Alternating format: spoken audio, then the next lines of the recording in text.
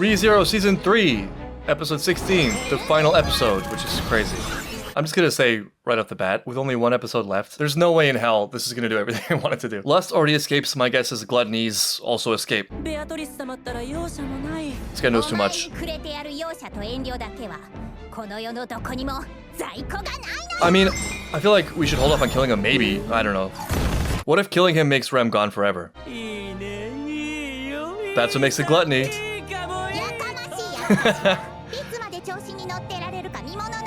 Is it confidence? Yeah, they're actually a pretty good match. She just threw Otto to the side like he was nothing. Everyone around Subaru was kind of crazy in their own way, and that's no accident. 1 HP, 1 HP, 1 HP. 12,000 HP. I don't know, it's confusing because they're vomiting blood, but then like just getting back up and fighting. This is the 5th time that's happened to Gaston. Did Gaston just die? It's actually really unclear. Oh no, he's eating another one. At 2 at once! Okay.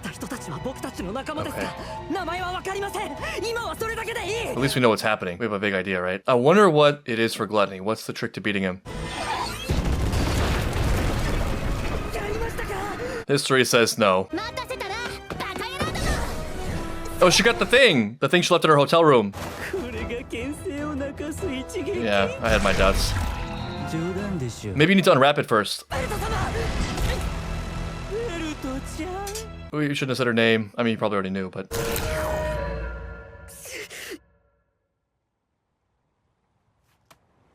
Did it work? Did it happen? Oh, what? Oh, what? Oh, what? You just eat something poisonous? We found a weakness. You did need to unwrap it. That's like the Lance of Longinus from Evangelion. I'm glad that she knows how to use it. Wow. No one trips you up like Gaston. That's so cool. This city's real estate industry will never be the same. Missed opportunity for Felt to say, eat this. Why does Felt taste so bad? The best guess I could come up with is, well, it's so vague, it's barely even a guess. But with all the interwoven time and fate lines, maybe you can't eat away someone that is integral. Something that creates a continuity problem, like how in strategy RPGs, where characters can actually die, the main characters have immunity to that for plot reasons. We already programmed the dialogue.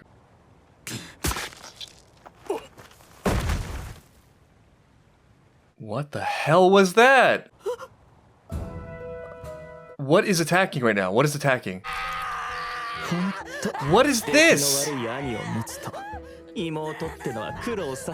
are you? Yeah, who the hell are you? Oh, wrong name. Well, we know she has like a hidden royalty identity. Is this another Gluttony? Oh, okay. Yeah, that's what makes it Gluttony.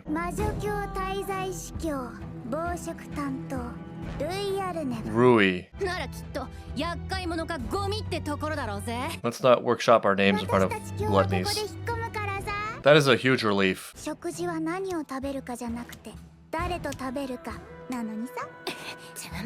Huh, interesting. I think we can regroup. We don't know enough, right? She's not being hostile. It's weird. I don't really know what to make of it. This is a huge win. This is a huge win.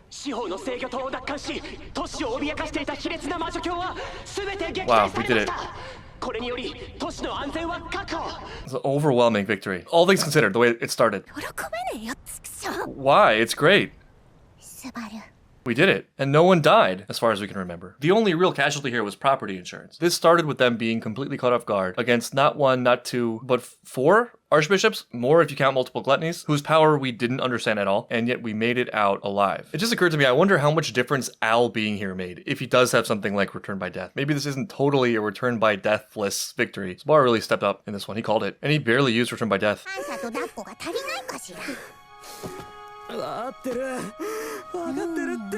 And she has returned to her rightful place on his lap. Yeah, I mean, I think you have to sort of accept that if you are in Subaru's orbit. You'd probably destroy the world. There's still a lot of lingering questions, though. Like, did Wrath really die? What's up with Al? What's up with Anastasia? Rem still is not back for the 2nd consecutive season. Yeah, we have to drop a building on lust. Are you real? Amazingly. Miraculously. Or was it a miracle? I mean, part of it was, right? Like, would Al have gone out of his way to make sure there was no reality where Garf didn't die? I don't think so. Even with the Al, something like Return by Death theory, it wouldn't take away from maybe most of it. I'm also not even sure using Return by Death takes anything away from it anyway, because you still did it, and they are now the people who did it, if that makes sense. In a certain way of thinking about it. It's a huge victory for Subaru and Emilia's relationship also. The faith in each other. Huge victory for Garf. And Mimi's alright!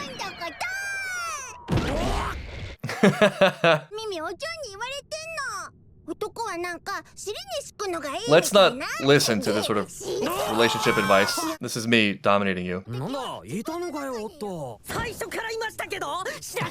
oh no. Oh, that's Wrath. Okay, Wrath is alive, and we have her in captivity.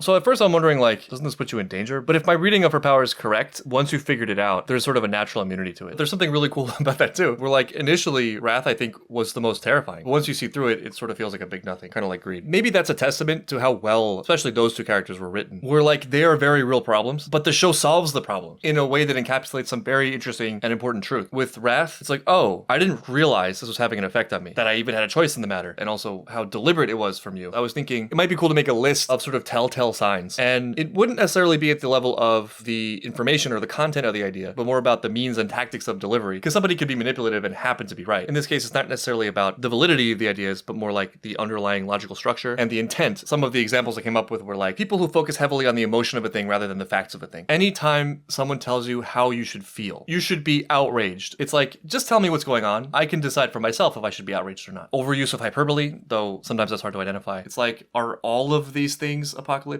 Are all of these things really going to bring about the end of the world? Not only is that not true, but dangerous because of the boy cried wolf effect. Label shifting has become a big one for me recently, where people use very, very complicated, complex terms, like I mentioned many times, freedom and love in this case, justice, tolerance, that actually can mean a lot of different things and are really only supposed to be used as a shortcut when we know the context is supposed to be general, but instead use them in a context where the specifics are actually really important and the actual goal is not to talk about the issues, but to rely on the assumption and abuse the good faith of those listening that that is the side of the good on which you stand. And so the person or people or group or whatever that opposes the specifics of what you're saying is therefore not in that good category and therefore is bad. So like in a debate about a particular issue, I say something like, this is about freedom, meaning people who oppose the specific idea are against freedom, which is often absurd. But you can get away with that to a certain extent. Name calling and other ad hominem things. Another one is the deliberate attempt, because sometimes this happens accidentally, getting confused about and not distinguishing between the different levels of disagreement and more heartfelt things like sympathy or empathy. Perfectly possible to be both sympathetic and disagree at the same time, just like it's possible to really have good intentions and disagree. But intentionally conflating those two is a common tactic. And back to the solution for Wrath, one of the cool things about that is that the solution comes from recognizing our own participation in it and therefore our choice in it. We can still have all those options, like we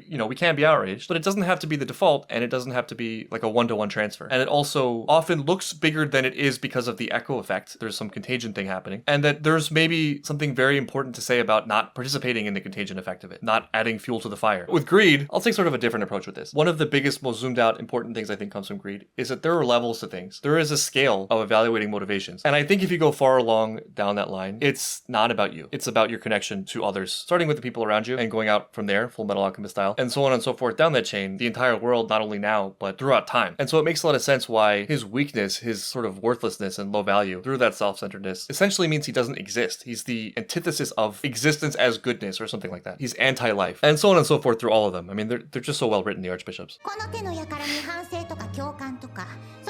Don't waste your breath on this hag. Okay, so there is a potential danger. I like that. Don't fall for it, Subaru. I know we like flattery, but... Oh no! Whoa, careful there. Don't get riled up. Yeah, what do you want? I was just here to have a good time. Like a lot of them are here to just have a good time. Okay, they're just following the gospel. And maybe, what's her name? The really creepy girl. Me? What? Was this in the book? What happened to Petalgoose? Damn, Petalgoose got dropped. I think it's time to step out of the room. For someone to step in. Don't do that! Wow. Did Amelia just Kirby ice hammer her? Whoops, my finger slipped. All this clumsiness. Whatever you're doing, I need you to stop it. God, it's almost as bad as Liliana. Wait, she's singing her song, isn't she? Be in the shower.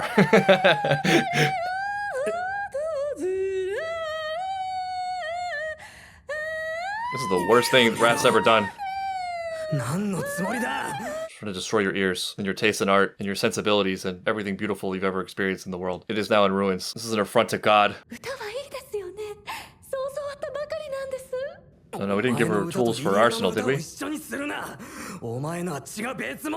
I mean... Yes, but you don't have to phrase it that way. Okay, that's what you meant by you. It's still Petalgoose. There's still some loyalty. Yeah, this is true. And it's tough, like, I was talking about this with some friends recently, and also this came up, I guess in ReZero, about like the overabundance of panic, and how it's tricky because you don't want to bury your head in the sand. There is a big danger there. Like, you're hearing things you don't like, they make you uncomfortable, and so you turn away from them, and you go into an echo chamber, retreat into a smaller forum, afraid of a larger pond, because that just makes you feel better, you don't have to face stuff. That's a real risk, and I think as somebody who cares about understanding things, that is unpalatable. But there's another end of that spectrum where it's like, it just gets draining to hear things that are unhealthy. You know, it's sort of like being around somebody who's constantly complaining, especially if it's in a scenario where you're somewhat confident of the fact that a lot of their complaining is not actually about the things they're complaining about, and maybe largely is of their own making, is perhaps attention seeking, etc., etc. It's not actually about the things they're talking about. It's some other thing happening that is kind of a huge emotional request from you in a way that's uncomfortable. It just takes extra energy to navigate it, and so it can be tiring. It's so tricky, right, to know the difference between those two things. In this, like a lot of things, self-honesty is a prerequisite. But I think that perhaps there is something to that idea you hear of like, you gotta surround yourself with the right things. And just the way it plays out, the average person holds the average thoughts. And maybe the average thoughts are fine, and I'm sure the average thoughts often serve a very important and specific function. But the average is rarely like the optimal or the free-flowing and creative and really high-spirited. It perhaps is often something that serves an important function as a safety measure, you know, as like a floor that we don't dip below. A standard that's pretty good enough so that you don't need to devote too much attention to these things and you can still function healthily and society can keep on rolling. So like, I hate to say it because I know this can be abused and I know there's a danger here, but sometimes maybe you should just keep it moving, you know? Though there is an ideal here, and for the millionth time, it's Avatar's lion turtle. If you really have a pure heart, you can engage with any darkness without getting poisoned. That's the best thing I can think of, right? Like, you're so solid, you're so good at navigating that it actually takes zero energy to weave throughout all the things without any sort of avoidance. But that's just really difficult. And I think for most people, the longer you're in the room with Wrath, speaking of 1 HP, 1 HP, 1 HP, it's just like doing emotional chip damage, and you will be depleted eventually. Oh yeah, we knew that already. That's the three of them. Interesting. Gourmand, foul feeding, and satiation. Gourmand is the one who wants the best souls. Foul feeding is the one who eats whatever. Satiation is Rui, but I'm not quite sure what that means yet. Interestingly, the one time we've seen Rui so far, she didn't seem all that gluttonous. She seems sort of tempered. Though there's something about satiation that feels like there would be some sort of mediocrity in it. Like, yeah, I'm satiated. Okay, you also need to talk. Yes, I'm actually more interested in getting something out of Al than Wrath. I feel like we have Wrath's number already. Well,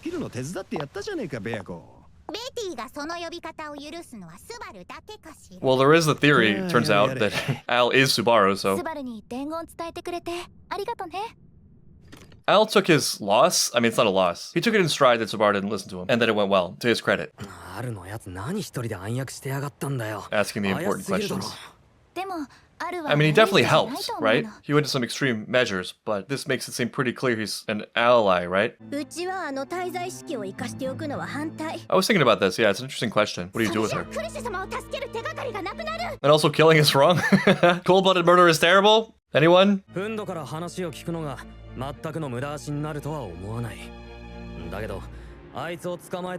Yes, absolutely. Speaking of like logical fallacies, the binary choice thing, it's this side or that side. You're with us, you're against us. Sometimes people will get very flustered by not taking a hard stance, which could be any number of reasons. It could be just because you don't know, which I think is something that is okay to say. You don't need to have an opinion about everything. You can't know everything. No one can be an expert in everything. Sometimes it's more deliberate where, since their argument relies on the categorization of good, they can't allow for anything that they can't quickly categorize. And sometimes it's people looking more for allegiance than any actual exploration or idea exchange. It's totally fine for Subaru to talk this out. Yeah, I mentioned that also, right? Like, it's gotta be right now. It's extremely dangerous. But yeah, Reinhardt's doing it, I feel a lot safer. The only dangerous thing about that is that it removes Reinhardt from other things. Oh yeah, Crusch. That was a casualty.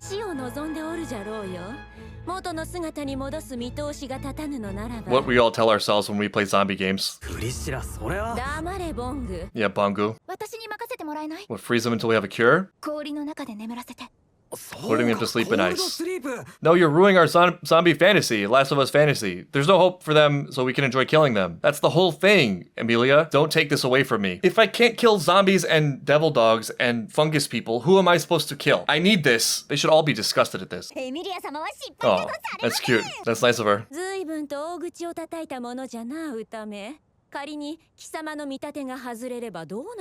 Well, like, then they die, which is terrible, but like, your plan initially was just to kill them all, so I don't really understand your objection.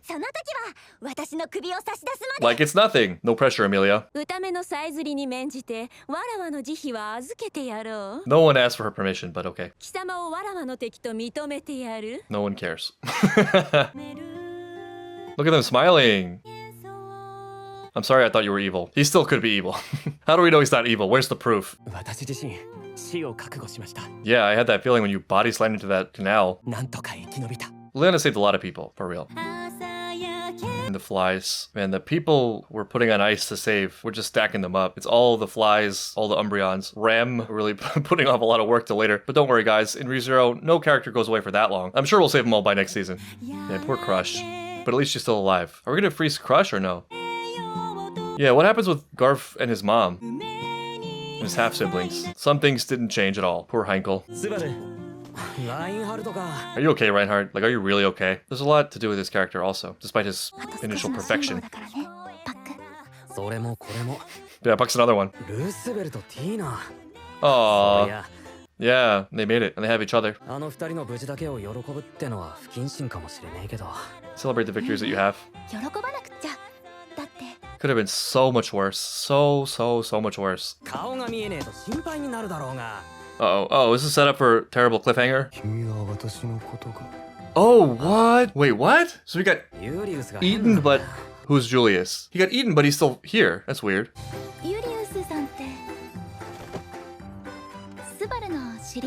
Oh no. Oh no.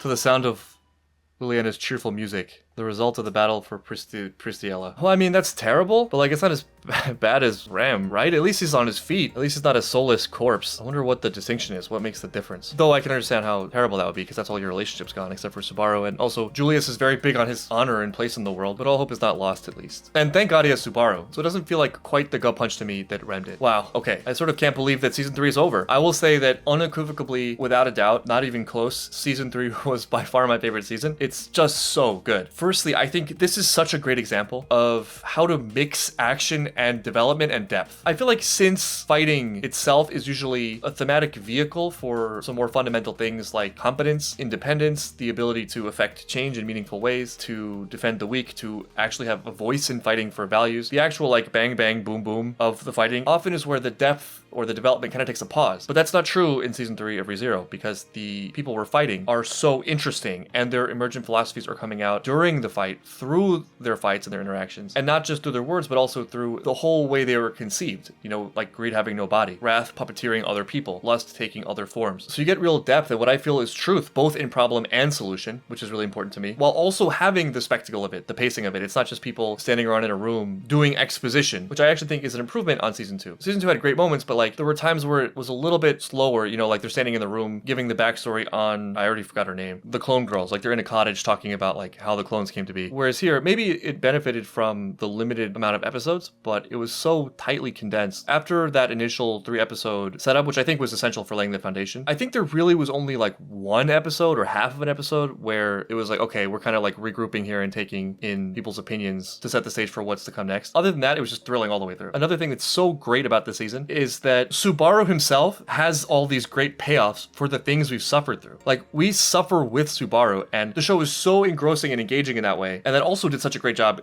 getting to some real truths about humanity in their problems. But now we get to reap the fruit of that with him, and not just him, but also Emilia and Garth, Otto. Like, we did so much hard work, and even though it was so enjoyable, it's not like a good enjoyable, if you know what I mean. It's like painful enjoyable. But watching Subaru and other characters in this season, it's like I get joy. You know, I really love his speech. It's great to see that he fought that hard battle and came out with something. And it's not just token goodness, you know, he's the protagonist so he wins. Like, no, he fought actual demons and he beat the demons with light. And so now it makes sense why he's becoming such an inspiring and powerful figure. And now we get that terribleness, that great writing, the author being so good at really capturing some dark elements of human nature from the villains as opposed to the protagonists. And so we get to fight them using the lessons we've learned and all the wonderful things we valued, which includes the people around us. And so it ends up being so triumphant in a very fun way. Not that, of course, there isn't darkness and tragedy and a lot of obstacles to still overcome, but there's just something so satisfying about watching Subaru be this Subaru. And also Emilia, after all she's been through. And their relationship between the two of them, given all they've built. I'm mixing all these things together here, but I think really what made this a transcendent season for me, in addition to Subaru, was the Archbishops. Not only are they really well written,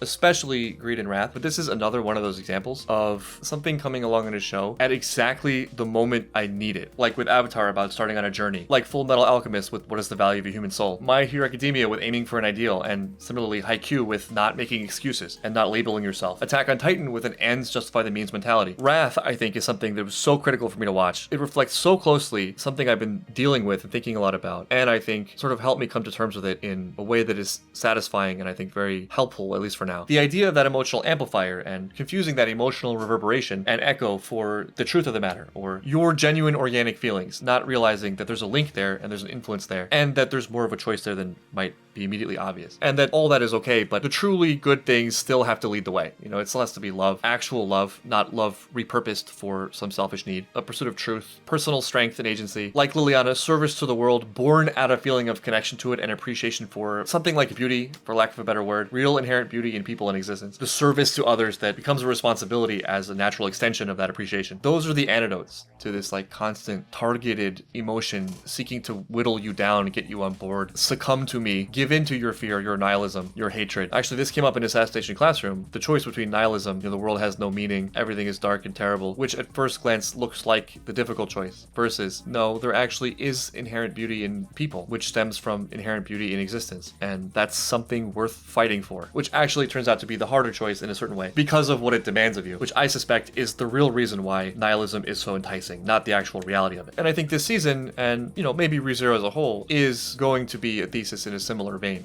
of like, no, we're not going to withdraw and we're not going to resort to selfishness and destruction, but we're going to see our connection to things and therefore our significance in things and the importance of things and doing things well and caring about people. And we're going to create an interlinking web of this kind of thing together, which even if it's small can be powerful because of its conviction and because of how high it's reaching. We're not going to get distracted by our lower elements, our sins, our hedonism, you know, things that might make us feel good in the short term, but be radically destructive in the long term. We're going to keep looking up at the stars. That is season 3 of ReZero. It's been an incredible journey. I feel like it may be appropriate to do an up to season 3 Q&A just because there's just so much to unpack. Thank you to everybody for following this series. You guys have been so great about filling in some of the gaps in the show. I've really enjoyed the discussions that came out of the show in its themes and its many mysteries. Thank you to my patrons now and forever. A way overdue shout out to those who joined the top tier on Patreon. Misrael, Kenta Danaya, Drini, Jared Mills, Kata, Zormor, Amoxley, and Catherine Ellis. Thank you to all of you. Thank you to all patrons. Thank you to everybody for watching. Obviously, I'll be watching season 4, so I will see you for either that or any of the billion shows I'm currently watching.